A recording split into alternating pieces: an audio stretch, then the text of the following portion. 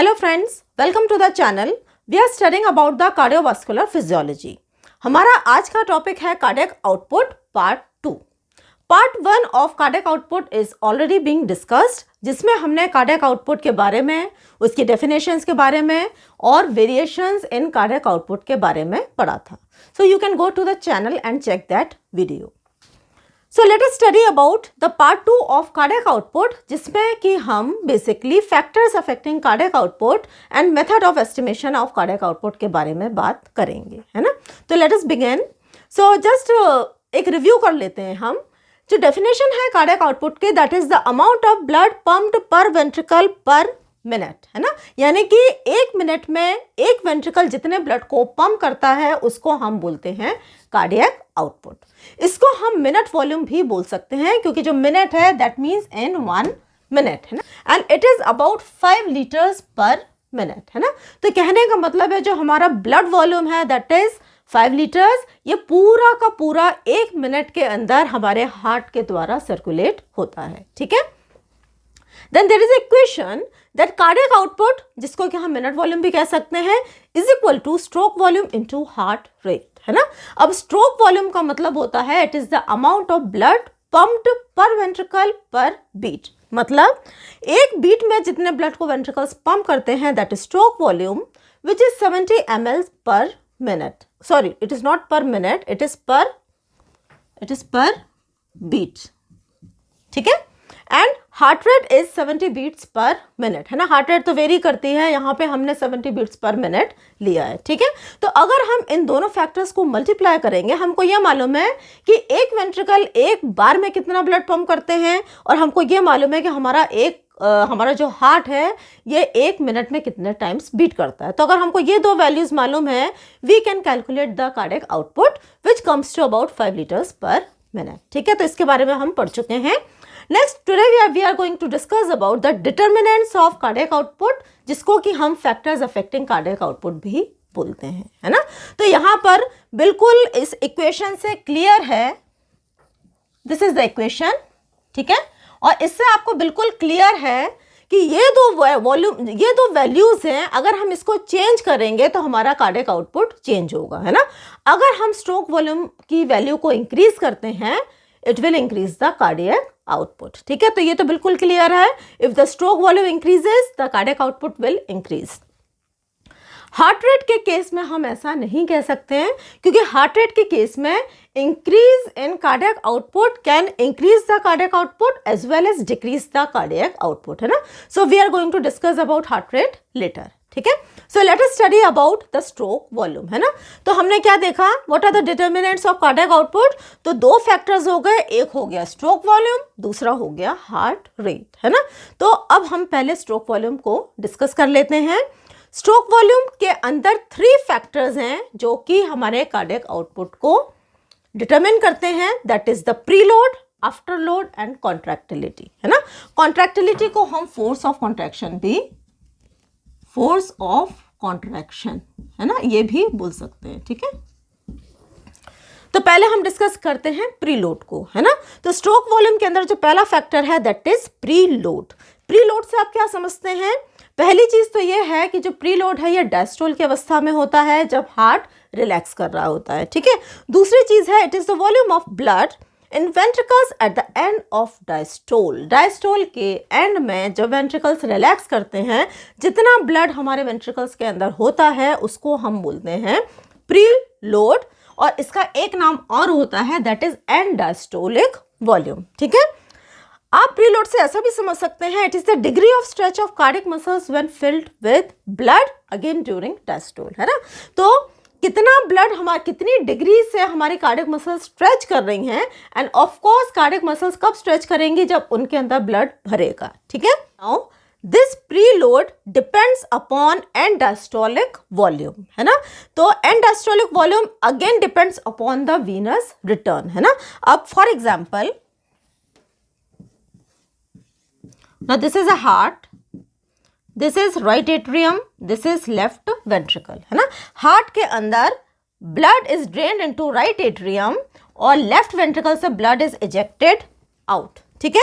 तो इसको हम बोलते हैं this is the venous return, है ना। वीनस रिटर्न से क्या समझते हैं आप, जो हमारी बॉडी की डिफरेंट वेन्स हैं, सुपीरियर वीनी केवा, इंफीरियर वीनी केवा and coronary sinus, they bring the blood from the different parts of the body and drain into right atrium, जिसको हम बोलते हैं वीनस रिटर्न, है ना। जितना ज़्यादा वीनस रिटर्न होगा, यानी कि जितना ब्लड हमारे वेंट्रिकल्स के अंदर भरेगा, उतना ही ज़्यादा ब्लड हमारे वेंट्रिकल्स के द्वारा पंप होगा, जिसको कि हम बोलते हैं स्ट्रोक वॉल्यूम, ठीक है। तो ये बहुत क्लियर है। The more is the venous return, the more is the venous return, the more will be the cardiac output, the more will be the stroke volume and the more will be the cardiac output, ठीक है। अब ये जो venous return है, ये किन factors पर depend करता है ना। तो पहला फैक्टर है ब्लड वॉल्यूम, है ना। तो ये तो बहुत ही क्लियर है, इसमें ज़्यादा कुछ समझने का है नहीं। जितनी ज़्यादा ब्लड वॉल्यूम होगी, उतना ही ज़्यादा हमारा कार्डियक आउटपुट होगा, क्योंकि उतना ही ब्लड हमारे हार्ट के द्वारा सर्कुलेट होगा, है ना। So the more is the blood volume, for example हमारा ब्लड वॉल्यूम 5 लीटर्स है, तो 5 लीटर्स ब्लड हार्ट के द्वारा सर्कुलेट होगा। अगर हमारा ब्लड वॉल्यूम 6 लीटर्स है, तो 6 लीटर्स ब्लड हमारे हार्ट के द्वारा सर्कुलेट होगा, है ना। So the more is the blood volume, the more is the venous return, the more is the cardiac output, ठीक है। सेकेंड है मसल पंप। अब मसल पंप में बेसिकली यहाँ पे एक डायग्राम बनाया है मैंने। This is the diagram of the venous system of the blood, है ना। जो हमारी बॉडी की जो वेन्स हैं, आपको मालूम है जब हम ब्लड वेसल्स की बात करते हैं तो उसमें कैपिलरीज, आर्टरीज एंड वेन्स तीनों आती हैं। Veins specially of the lower extremities consist of valves, है ना। क्यों? क्योंकि जो लोअर एक्सट्रीमिटीज की वेन्स हैं, उनको अगेंस्ट ग्रेविटी ब्लड को पंप करना है ना। तो अगेंस्ट ग्रेविटी पंप करना है, तो इसलिए हमारी जो वेन्स हैं, इनके अंदर वेल्स पाए जाते हैं। अब यहाँ पर आप देख रहे हैं कि ब्लड नीचे से ऊपर की तरफ आ रहा है, that is the unidirectional flow of blood. Blood can only move in one direction from the lower to the upper in the veins, है ना। अब यहाँ पर आप देख रहे हैं कि अगर ब्लड मान लीजिए नीचे की तरफ फ्लो करने लगेगा, तो ये जो पॉकेट्स हैं, they will be filled with blood and this valve will close, है ना। यहाँ के जो पॉकेट्स भर जाएंगे और ये जो वेल्व है बंद हो जाएगा, यानी कि opposite direction of flow is not possible. The pockets will be filled with blood and the valve will close, ठीक है। अब हमारी जो वेन्स की जो मसल्स होती हैं, ये कॉन्ट्रैक्ट करती हैं और ये मोर एंड मोर ब्लड को ऊपर की तरफ पंप करने की कोशिश करती हैं, ठीक है। और सीधी सी बात है, जितना ब्लड नीचे से ऊपर की तरफ पंप होगा, उतना ही ज़्यादा वीनस रिटर्न होगा, उतना ही ज़्यादा कार्डियक आउटपुट होगा, ठीक है। Next we come to the respiratory pump. Now this is a diagram, है ना। यहाँ पर आप देख रहे हैं डोम शेप की मसल होती है, जिसको कि हम डायफ्राम बोलते हैं। ये हमारे थोरैसिक कैविटी को एब्डोमिनल कैविटी से सेपरेट करती है, ठीक है। अब इंस्पिरेशन के समय, inspiration means taking in of air, ठीक है। तो जब हम सांस खींचते हैं, एयर अंदर आती है, it comes into the thoracic cavity, ठीक है। जब ये थोरैसिक कैविटी में आती है, तो डायफ्राम है, ये कॉन्ट्रैक्ट करता है, नीचे की तरफ ये एब्डोमेन के ऑर्गन्स को प्रेस करता है ना। तो यहाँ पर basically there is increase in intra abdominal pressure and there is decrease in intrathoracic pressure, है ना। तो एब्डोमेन का प्रेशर हो गया पॉजिटिव, थोरैक्स का प्रेशर हो गया negative. So blood is pushed from the abdomen and sucked into the thorax, ठीक है। अब थोरैक्स में आपको मालूम है दो स्ट्रक्चर्स हैं। जो हार्ट है, it is a thoracic structure. तो बेसिकली क्या होगा कि जो ब्लड है, ये एब्डोमेन से it is pushed into the thoracic structure, that is heart, which will increase the venous return and which will increase the cardiac output, है ना। तो यहां पर ठीक है, वीनस रिटर्न बढ़ेगा और कार्डियक आउटपुट भी बढ़ेगा ड्यू टू रेस्पिरेटरी पंप, ठीक है। Then the next factor is the pressure gradient, है ना। Now this is the heart, और आपको ये मालूम है जो आर्टरीज हैं, आर्टरीज की तरफ हमेशा पॉजिटिव प्रेशर होता है, वेन्स की तरफ हमेशा नेगेटिव प्रेशर होता है ना। एंड बिकॉज ऑफ दिस क्या होगा कि right side of left side of the heart से जो ब्लड है, it will move towards the right side of the heart, है ना। जितना ज़्यादा प्रेशर डिफरेंस होगा राइट और लेफ्ट साइड में, उतना ही ज़्यादा वीनस रिटर्न होगा, उतना ही ज़्यादा कार्डियक आउटपुट होगा, ठीक है। तो ये तो सारे फैक्टर्स, यानी कि जो blood volume, blood volume, muscle pump, respiratory pump, pressure gradient, ये सारे फैक्टर्स हमारे वीनस रिटर्न को बढ़ाते हैं, which further increases the cardiac output, है ना। जो दूसरा फैक्टर है that is the filling time, है ना। अब आपको ये मालूम है कि जो हमारा कार्डियक साइकिल में दो इवेंट्स होते हैं, that is the systole and the diastole. Systole के समय में हार्ट कॉन्ट्रैक्ट करता है और डिफरेंट बॉडी पार्ट्स को ब्लड पंप करता है। डायस्टोल के कंडीशन में हार्ट को ब्लड मिलता है ना, हार्ट रिसीव्स द ब्लड, है ना। तो अगर the length of diastolic pause, अगर किसी वजह से डायस्टोल की जो लेंथ है वो बढ़ जाती है, डायस्टोल का टाइम बढ़ जाता है, तो क्या होगा, फिलिंग टाइम बढ़ जाएगा। जितना ज़्यादा, तो हम ये कह सकते हैं द लेंथ ऑफ डायस्टोल अगर ज़्यादा होगा तो there will be more filling. जितना ज़्यादा फिलिंग होगी, जितना ज़्यादा ब्लड हमारे हार्ट में आएगा, उतना ही कार्डियक मसल्स को काम करना पड़ेगा उस ब्लड को बाहर फेंकने के लिए, है ना। So there will be more force of contraction, okay. और जितना ज़्यादा फोर्स ऑफ कॉन्ट्रैक्शन होगा, there will be more cardiac output, ठीक है। तो इसका मतलब हो गया कि अगर फिलिंग टाइम ज़्यादा होगा, डायस्टोल का लेंथ ज़्यादा होगा, ज़्यादा हार्ट को ताकत से ब्लड पंप करना पड़ेगा, and there will be more cardiac output, ठीक है। So this were the points which we discussed in the preload. So the second factor which affect the cardiac output is the afterload, है ना। तो afterload को हम कैसे define करेंगे? It is the amount of resistance that must be overcome in order for ventricles to eject blood into aorta and pulmonary trunk, है ना। तो हमको मालूम है जब ventricles contract करते हैं तो blood right ventricle से pulmonary trunk में जाता है और लेफ्ट वेंट्रिकल से अयोटा में जाता है, ठीक है। लेकिन जब ये वेंट्रिकल्स कॉन्ट्रैक्ट करते हैं तो इनको एक प्रेशर, एक रेजिस्टेंस के अगेंस्ट में वर्क करना पड़ता है in order to pump the blood into the aorta and pulmonary trunk, जिसको कि हम बोलते हैं आफ्टर लोड, है ना। तो सीधी सी बात है, जितना ज़्यादा रेजिस्टेंस होगा उतनी ही ज़्यादा दिक्कत का सामना वेंट्रिकल्स को करना पड़ेगा। That means the more is the after load the less will be the stroke volume, है ना। तो दोनों का आपस में इन्वर्सली प्रोपोर्शनल में रिलेशनशिप है। Stroke volume is inversely proportional to after load. Stroke volume बढ़ेगा तो रेजिस्टेंस यहाँ पे कम होगा, अगर रेजिस्टेंस यहाँ पे ज़्यादा होगा तो स्ट्रोक वॉल्यूम यहाँ पे कम होगा, है ना। तो स्ट्रोक वॉल्यूम अगर बढ़ता है तो after load is less and the cardiac output is more, ठीक है। अब कौन कौन से फैक्टर्स हैं जो कि स्ट्रोक वॉल्यूम को अफेक्ट करते हैं, which further affect the after load, है ना। तो आफ्टर लोड को अफेक्ट करने वाले देयर सर्टेन पॉइंट्स। पहला है आयोटिक वेल्व स्टेनोसिस। अगर किसी वजह से यहाँ पे जो वेल्व्स हैं this narrowing in this area, ठीक है, तो ब्लड आसानी से पंप होकर अयोटा के अंदर नहीं जा पाएगा, उसको ज्यादा दिक्कत का सामना करना पड़ेगा। There will be more resistance offered. तो एक कंडीशन हो गई aortic valve stenosis. Second is the obstruction और अक्लूजन इन ब्लड वेसल, है ना। मान लीजिए यहाँ पर देयर इज अ प्लाक, कोई ऑब्स्ट्रक्शन है, कुछ भी कारण हो सकता है, एथेरोस्क्लेरोसिस हो सकता है, एनीथिंग, तो ब्लड को अगेन फ्लो करने में दिक्कत होगी, ठीक है। So the second factor is occlusion in blood vessel और obstruction. Third is the increased blood pressure, है ना। अगर यहाँ पे जो आर्टरीज हैं, यहाँ का जो ब्लड प्रेशर है ये ज़्यादा होगा तो लेफ्ट वेंट्रिकल से ब्लड को पंप होने में there will be more resistance offered, ठीक है। Then vasoconstriction, that is the construction of the blood vessels which will further increase the after load, ठीक है। So these are the certain point जो कि after load को affect करते हैं which further increases the stroke volume. The third is the contractility, जिसको कि हम फोर्स ऑफ कॉन्ट्रैक्शन भी बोलते हैं, है ना। तो यहाँ पर जो पहला पॉइंट है हमारा in contractility, that is the initial length of cardiac muscle, है ना।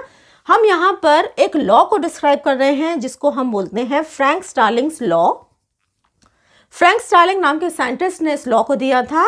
This law states that within physiological limits greater the initial length of muscle, यहाँ पे कार्डियक मसल की बात हो रही है, stronger will be the force of contraction, है ना। यानी कि हम ये कह रहे हैं एक फिजियोलॉजिकल लिमिट्स के अंदर जितनी ज़्यादा कार्डियक मसल की लेंथ होगी उतना ही ज़्यादा फोर्स ऑफ कॉन्ट्रैक्शन होगा, है ना। कैसे? Let us see here. जितनी ज़्यादा लेंथ होगी कार्डियक मसल की उतना ही ज़्यादा हार्ट के अंदर फिलिंग होगी, जितना ज़्यादा ब्लड हार्ट के अंदर फिल होगा उतना ही ज़्यादा हार्ट को एफर्टली पंप करना पड़ेगा. So there will be more force of contraction. जितना ज़्यादा फोर्स ऑफ कॉन्ट्रैक्शन होगा, यानी कि जितना ज़्यादा कॉन्ट्रैक्शन से हार्ट ब्लड को पंप करेगा उतना ही ज़्यादा ब्लड वापस कहाँ आएगा, venous return. More will be the venous return. जितना वीनस रिटर्न होगा again more will be the stroke volume and again more will be the cardiac output, है ना.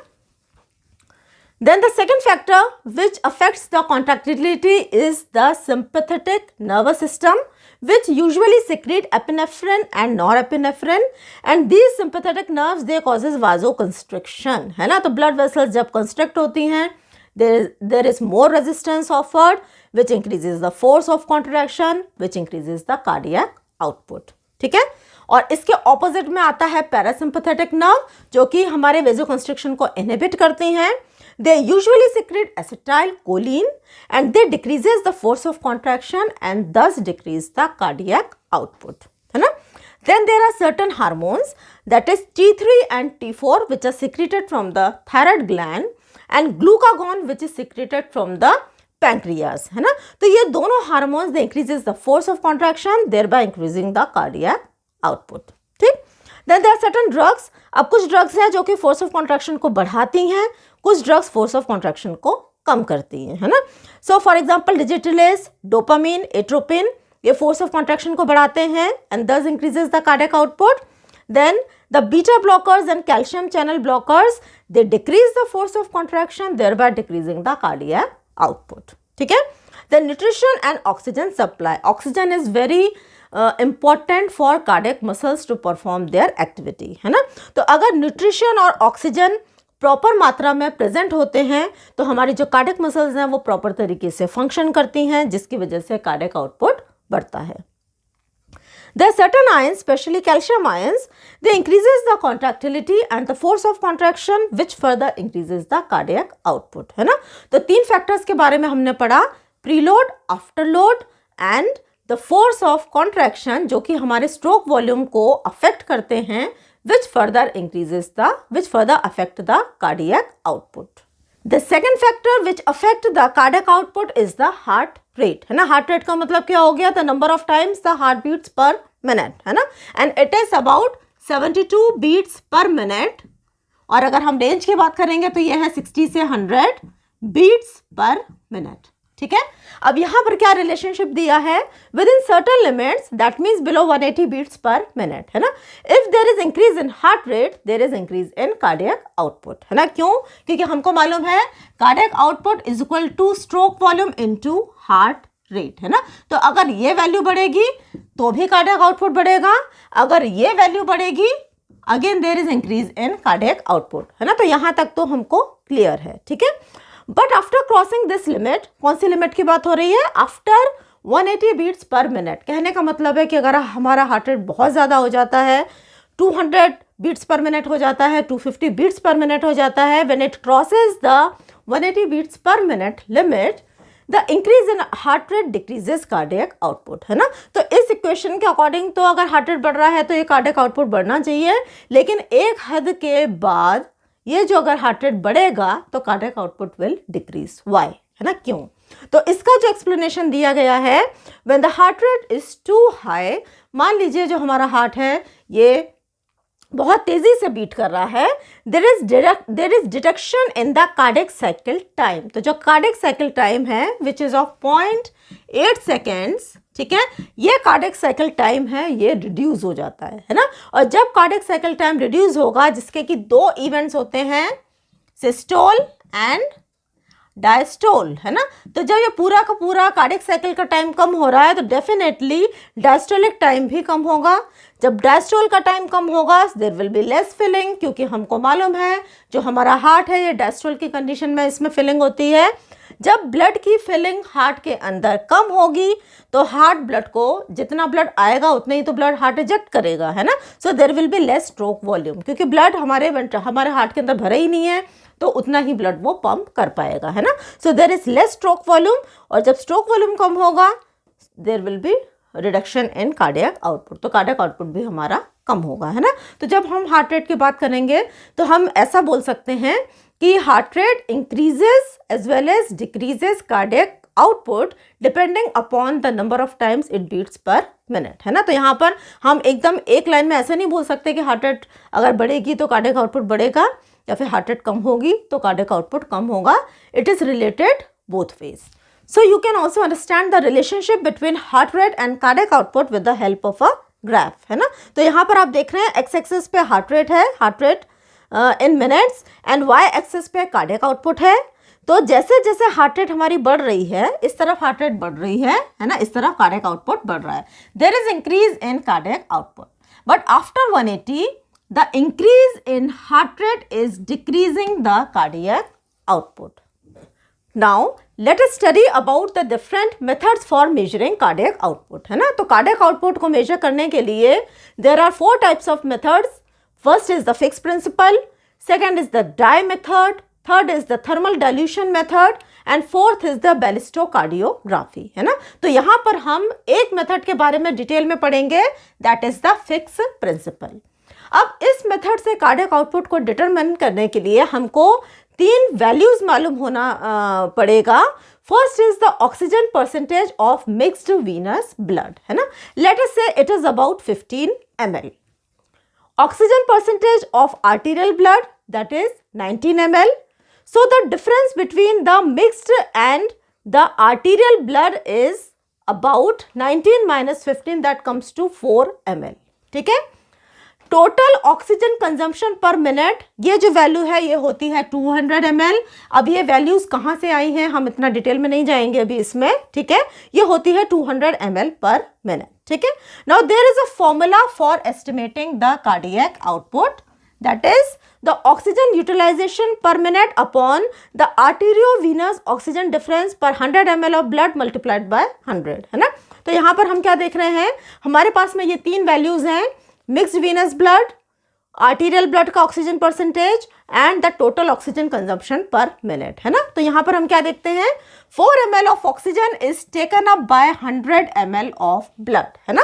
Then 1 ml will be taken up by 100/4 and 200 ml of oxygen will be taken by 100/4 multiplied by 200. तो जब हम इसको calculate करते हैं तो it comes to about 5000 ml, that is 5 litres per minute, है ना. तो यहां पर आप देख रहे हैं 200 क्या है, it is the oxygen utilisation, ठीक है. 4 is the arteriovenous oxygen difference and it is multiplied by 100, है ना. So it comes to about 5 litres per minute. So I hope you understood the topic. Thanks for watching. Please like and subscribe the channel.